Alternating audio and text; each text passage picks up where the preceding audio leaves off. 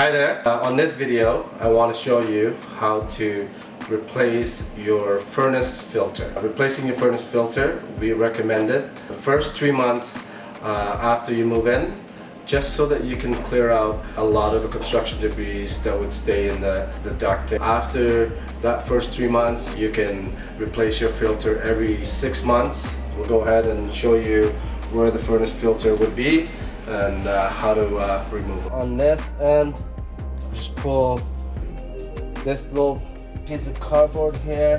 One thing to remember, when you pull this out, make sure that you're looking at the arrow. The arrow is pointing toward your furnace. As you can see, air that comes through and goes to the inside of the house is fairly clean. A lot of the debris that gets filtered off is going to be on the side where it's coming from the air exchanger from the outside. Okay, and this is where you probably want to say to yourself, I should have replaced this probably about a month ago. Why we want to replace this? Having dust like this will limit the amount of air that will flow through your furnace. How do you know what size of filter you're gonna get? It'll be indicated on the filter that's already in your furnace. We're gonna go ahead and put this in.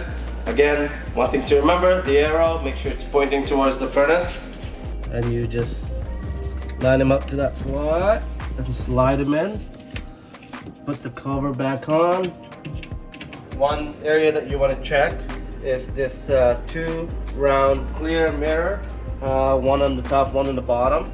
There's a pilot lights inside this, so if there's any issues, it will trigger those pilot lights, and it'll give you different type of signals depending on what the issue is. So if you do see and run across an issue with your furnace, you'll see those lights beeping, call your HVAC people, get them to take a look at it.